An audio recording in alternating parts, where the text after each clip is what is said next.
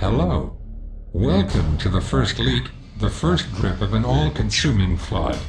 You can call me Black Sheep, and today, we're going to take a look at SCP-002. I will be reading the file in its entirety, right from Foundation servers. There will be some information missing.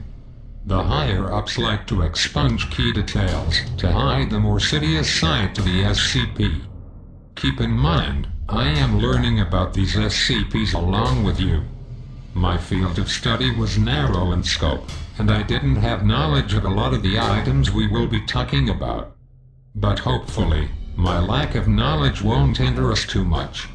Let's begin. Item number, SCP-002.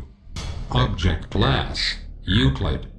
For those who don't know, Euclid is a classifier that tells other personnel that the object is containable but must be guarded. I can break down object classes in greater detail at a later date. For now, that is all you need to know. Special Containment Procedures. SCP-002 is to remain connected to a suitable power supply at all times, to keep it in what appears to be a recharging mode. In case of electrical outage, the emergency barrier between the object and the facility is to be closed and the immediate area evacuated. Once facility power is re-established, alternating bursts of X-ray and ultraviolet light must strobe the area until SCP-002 is reaffixed to the power supply and returned to recharging mode. Containment area is to be kept at negative air pressure at all times. Teams including a minimum of 2 members are required within 20 meters of SCP-002 or its containment area. Personnel should maintain physical contact with one another at all times to confirm there is another person present, as perception may be dulled, skewed, or influenced by proximity to the object. No personnel below Level 3 are permitted within SCP-002. This requirement may be waived via written authorization from 2 off-site Level 4 administrators. Command staff issued such a waiver must be escorted by at least 5 Level 3 security personnel for the duration of their contact and must temporarily surrender their rank and security clearance.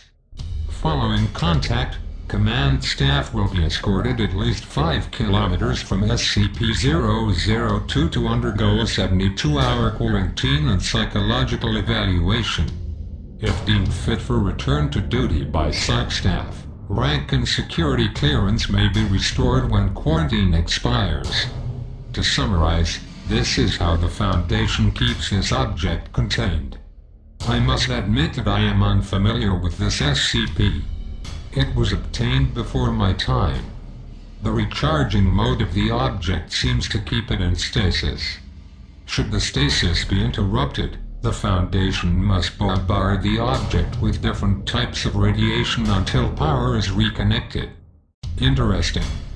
I wonder why after contact personnel must go into quarantine. Is it because of the object's abnormal properties or the radiation? Let's continue. Description: SCP-002 resembles a tumorous, fleshy growth with a volume of roughly 60 cubic meters, or 2,000 cubic feet.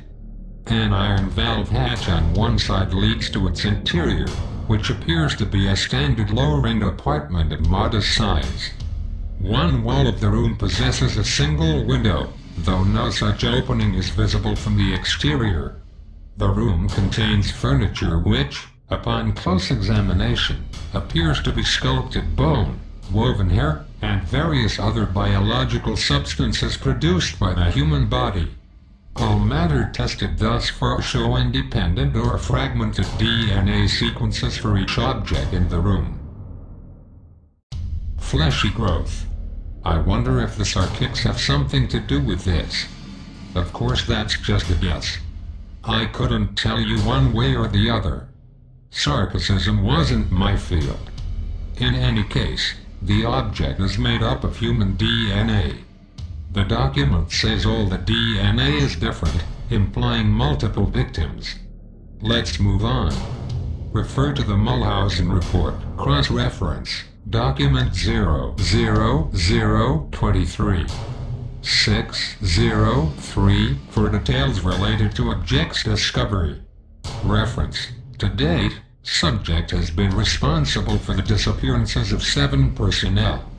It has also in its time at the facility further furnished itself with 2 lamps, a throw rug, a television, a radio, a beanbag chair, 3 books in an unknown language, 4 children's toys, and a small potted plant. Tests with a variety of lab animals including higher primates have failed to provoke a response in SCP-002. Cadavers as well failed to produce any effect. Whatever process the subject uses to convert organic matter into furnishings is apparently only facilitated by the introduction of living humans. The couch, lamp, even down to the rug on the floor, all human in some shape or form. It takes living humans and turns them into random furnishing. I wonder how many D-class they fed to this thing? Was no different. The amount of orange jumpsuits I sent to test my theories. It weighs on you sometimes. The next item in the document looks like a recovery and incident report. Let's check it out. Mulhausen Report 00023.603. The following is a brief report detailing the discovery of SCP-002. Subject was discovered in a small crater in northern Portugal, where it struck the Earth from orbit. From orbit?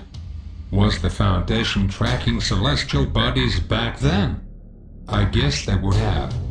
I guess this rules out sarcasm, unless there's space sarkics. Encased in a shell of thick rock, the fleshy exterior of the object was exposed by the impact. A native farmer happened upon the site and reported his findings to the village elder. Subject gained SCP attention when a Level 4 agent posted in the area detected a small radioactive anomaly generated by the object. So it emits radiation too? A collection squad of SCP security personnel. This document was written before the establishment of the MTF. Interesting. Definitely way before my time. Led by General Mulhausen was immediately dispatched to the area where they quickly secured the subject in a large container and performed initial testing with subjects recruited from the nearby village. 3 men individually sent into the structure subsequently disappeared. Upon discovering this deadly property of the subject, General Mulhausen issued a Level 4A termination order of any witnesses, roughly 1/3 of the village, to ensure no outside knowledge of the object, and initiated its transport to SCP facility. Data expunged. You expunged the location of where Mulhausen took the damn thing, but not that he wiped out an entire third of a village. That was the old school way, I suppose. During preparation for transport, 4 SCP security personnel were inexplicably drawn inside the object where they too immediately disappeared. Following inspection, it appeared as if the object had grown several new furnishings and was beginning to look like the interior of an apartment room. General Mulhausen immediately ordered the requisition of several Class 3 hazmat suits for the remaining security team members, who proceeded to lift the container onto a waiting freight ship for transport to the SCP containment facility. And data expunged. Data expunged. 2 blocks of text have been expunged. Curious. It seems like I didn't have the clearance to get the entire file. Following the termination of General Mulhausen, SCP-002 was resecured by SCP staff and brought into Special Containment Inn, classified, where it currently resides. Staff with clearance below Level 3 have been denied access to the SCP-002 container without prior approval of at least 2 Level 4 staff after the Mulhausen incident. It seems there was a break in containment caused by Mulhausen. Either that or an incident that killed personnel. They terminated him for that. Not for the villages he wiped out, I assume. The Foundation loves to say they're not like this anymore, but well, I will say amnestics have deterred travesties like these, along with the Ethics Committee. But why would the Ethics Committee allow them to terminate me? Questions for later.